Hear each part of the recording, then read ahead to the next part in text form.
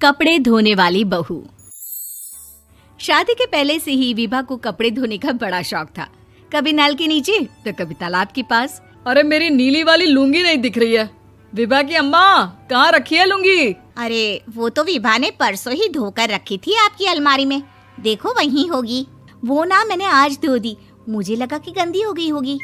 अरे कैसे गंदी हो गई थी? उसे तो मैंने पहना भी नहीं। हे भगवान, इस लड़की के कपड़े धोने की आदत से परेशान हो गया हूँ मैं। जितना तो घर में राशन नहीं आता, उससे कहीं ज्यादा डिटर्जेंट पाउडर का खर्चा है।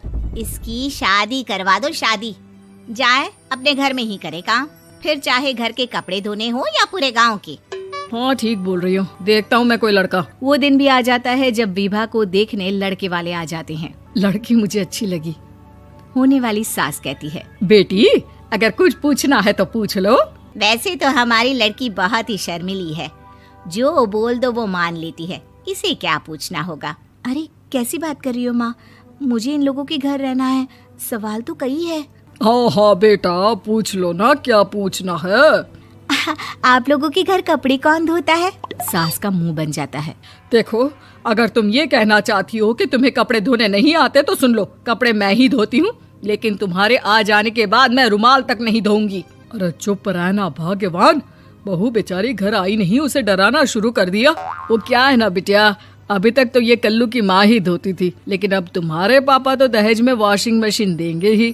तभी विभा की माँ बोल पड़ती है, सवाल भी पूछा तो क्या। वैसे भाई साहब, मशीन की तो फिर भी कपड़े धोने की कैपेसिटी होती है, मतलब जो बिटिया दे रहे हैं ना विभा, इसे कपड़े धोने का बहुत शौक है। ये आप लोगों के क्या, आस पड़ोस गांव मोहल्ले सबके कपड़े धो दे और उफ तक ना करे।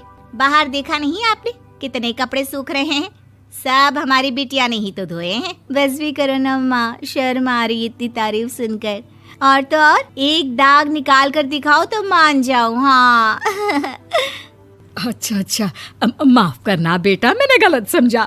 हमें तो रिश्ता बहुत पसंद है। और ऐसे जुड़ जाता है रिश्ता कपड़े धोने का शौक रखने वाली विभा का। उसकी शादी हो जाती है कोयला फैक्ट्री में काम करने वाले कल्लू के साथ। शादी के बाद अचानक विभा चिल्लाती हुई सास के पास आती है। सासू माँ, अरे सासू माँ कहाँ है आप? ये तो धोखा है, धोखा दिया आप लोगों ने मुझे। इसे ससुर के चक्कर के बारे में पता चल गया। अरे तो उसमें तुझे क्यों धोखा मिला है? अरे नल में पानी नहीं आता, कपड़े कैसे कब धुलेंगे? अच्छा अच्छा, तू पानी नहीं आ रहा उसकी बात कर रही है। तो आपने क्या सोचा? कुछ नहीं। अच्छा, तेरी माँ ने कहा था कि कपड़े धोने का शौक है तुझे, याद आया मुझे। शौक शौक बोलकर कपड़े धोने वाले मेरे जुनून को कम ना आके सासू माँ, कपड़ा धोना मेरा गुरूर है। तभी पति भी वहाँ आ जाता है। अभी अभी मैंने इसे सनी देओल की फिल्म दिखाई है, उसी के डायलॉग मार रही है माँ। अच्छा सुन, साफ साफ बता रही हूँ, पानी सुबह 4 से 6 और शाम को 10 से 12 आता है, समझी? विभा टाइमिंग सुनकर हैरान हो जाती है। ये क्या भूतों का मोहल्ला है? सुबह 4 बजे उठकर कौन कपड़े धोता है? 4 बजे टंकी में पानी जाता है, फिर सारा दिन धोना ना, किसने मना किया?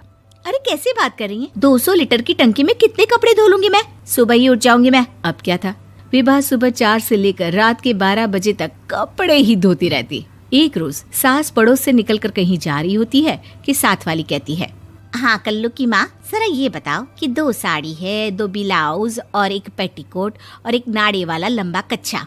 हाँ तो? अरे तो क्या, कितना लोगी धुलाई ये बताओ। धोबन दिख रहे हैं हम क्या? हमारे पति सरकारी नौकरी से अभी अभी रिटायर हुए हैं और बेटा सुपरवाइजर है कोयला फैक्ट्री में। धोबन समझ रखा है हमें। हाय रे कल्लू की अम्मा, माफ कर दो, वो तो मोहल्ले में यही सब बता रहे थे कि तुमने बहू को कपड़ा धुलवाने के काम में लगा दिया है। सास को पड़ोसन की बात सुनकर गुस्सा आ जाता है। वो घर पहुंचती है जहां घर के बाहर ही इतने सारे कपड़े सूख रहे होते हैं जितने कि किसी धोबन के घर पर। अरे ओ कल्लू की दुल्हन, बाहर निकल। माँ जी यहीं आ जाओ, बाथरूम में चादर धो रहे हैं हम। अरे अभी हम धोते हैं, तुमको बाहर निकलो। ये आस पड़ोस वाले बोल रहे हैं कि हम बहू से कपड़े धुलवा धुलवा कर उसे कपड़ा धोने वाली बना दिए हैं। अरे छोड़ो ना माँ जी, किन लोगों की बातों में आती हो? आस पास के लोगों का तो काम ही होता है कि वो किसी तरह सास बहू को लड़ा दे। बहू सारे घर के कपड़े धोती है, ये क्या कम है? बोलिए। सास को भी लग जाता है कि वो बहू का ये सनकीपन नहीं छुड़वा सकती, इससे अच्छा है कि खुद ही चुप हो जाए।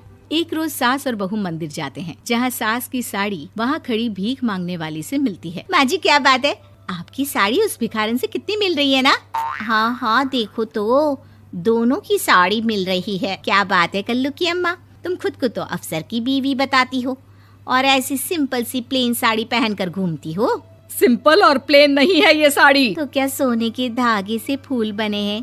कुछ भी सासू माँ, कुछ भी। हाँ बने थे इस साड़ी में सोने के धागे से फूल। मेरे पति लेकर आए थे मद्रास से स्पेशली मेरे लिए 10,000 की। ताहे भाई साहब इस भिखारन के लिए भी सेम टू सेम साड़ी लेकर आए होंगे 10,000 की। सास उस वक्त तो कुछ नहीं कहती, लेकिन बहू के साथ घर आती है और अलमारी से एल्बम निकाल कर लाती है। ये साड़ी देख रही है, ये वही साड़ी है जिसे मैंने अभी पहना था। इस साड़ी में ये जो चमकदार फूल दिख रहे हैं ना, ये सोने के धागों से काढ़े गए हैं।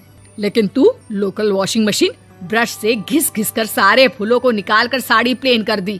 मुझे माफ कर दीजिए सासू माँ। और तो और, जब मैंने तुझे तेरी गलती के लिए कुछ नहीं कहा, लेकिन तूने तो सबके सामने मेरा मजाक ही बना दिया। क्यों? बहू को समझ में आ जाता है कि अब से उसका कपड़े धोना बंद।